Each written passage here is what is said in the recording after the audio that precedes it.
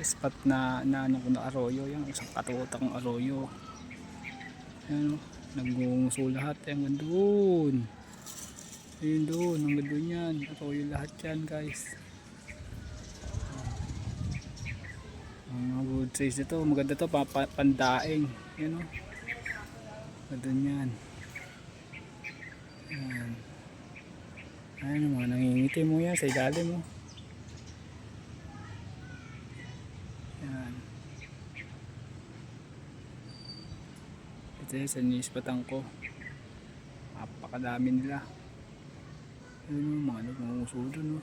Galawan ng galawan mga guys.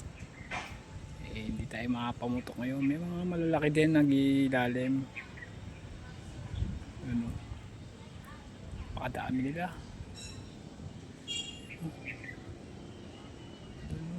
Kahit pumutok na nakapikit dito tama to sigurado Kawan naman sila Dito talaga sila nagtitipon.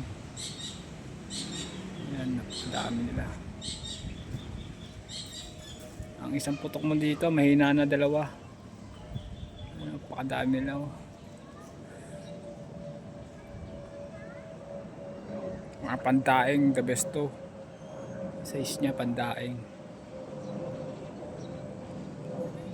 May mga malalaki din kaso nga lang umiilalim. Ganda din sa spot na kanlong na kanlong kasi dito guys. Ayan, napakadami nila. Dito sila nagtitipon.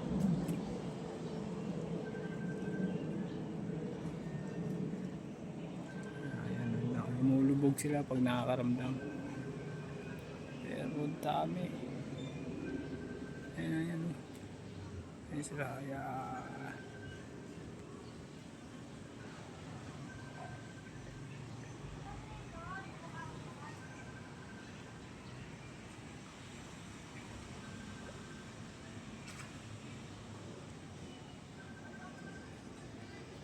Kadami nila. Ayan o.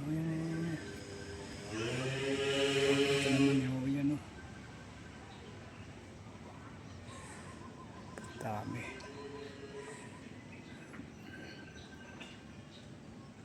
Hindi naman tayo makapamarel at tayo ay nasa deliver. Napadaan lang. Tuwing napapa-deliver ako dito sa customer ko dito, lagi ako sumisilip dito guys. Talagang araw-araw, umaga, tanghali, hapon, lutang ang isda rito. Dito ko nahuli yung isang timba. Pinamigay ko lang yun. Meron tayo dito mga lawin yan guys. So yan, lawin yan, lawin. Dito kasi namumugad yung mga yan, yung lawin na yan. Dito sa puno na to. Ang dami dyan, siguro almost nasa 9 na yata sila, 10 na lawin. Nalipad lang yung iba. Kaya dito tumitigil yung mga lawin na yan. Dami nilang nakakain ditong isda guys. Oo. Hanggang dito na lang tayo guys. Balik na tayo sa ating pagtatrabaho. Keep safe po lagi. Ingat po. Bye bye.